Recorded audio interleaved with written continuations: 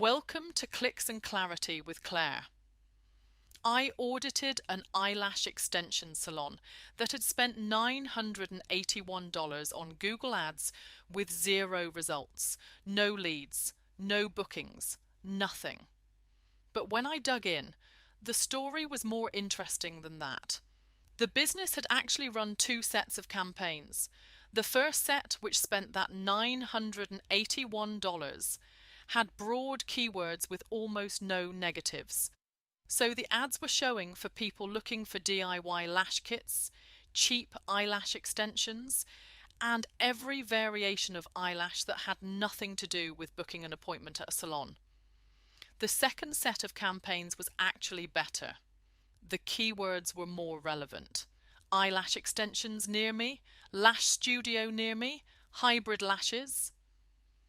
The click-through rates were reasonable, and the business owner told me she had actually got clients from it. So why did she stop running it? Because the tracking was not showing any conversions. The salon used Acuity Scheduling for bookings, and Acuity is notoriously bad at syncing with Google Ads. The data just does not flow back properly. So even when someone clicked the ad, went to the website and booked an appointment through Acuity, Google Ads did not know about it. The dashboard showed 48 booking link clicks, but only one form contact. 48 people clicked through to book.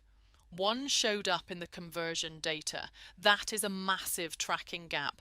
And then I found the cookie consent banner. It was sitting at the bottom of the page. Small, easy to miss, not the full screen type that forces you to click accept before you can browse. Just a quiet little banner at the bottom that most people would scroll right past.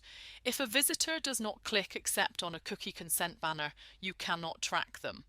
The cookies that Google Ads uses to attribute conversions do not fire.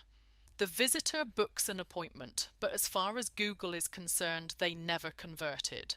So the tracking was quietly being blocked for a significant portion of visitors who never even noticed the banner was there. Bear in mind, this was in California where cookie consent is legally required, so you cannot just remove it. But you can make it prominent. Full screen. Impossible to miss. People these days are used to clicking accept. They do it automatically, but only if they see it.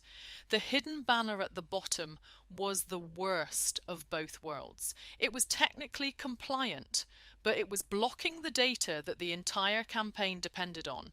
Now, on top of all that, the ad copy was not pushing the salon's strongest selling points. They offered an express service, lash extensions in about an hour instead of the usual 2.5 hours. They did celebrity-style lashes. Neither of those were mentioned prominently in the ads. And the ad strength was below excellent, which means the ads were not showing in every relevant auction, which means higher cost per click and fewer impressions. If you have a cookie consent banner on your website, check what it looks like on mobile. Check whether it actually forces the user to make a choice before they can browse. And check your conversion data against your actual bookings. If there is a gap between what Google says happened and what actually happened, the cookie banner might be the reason.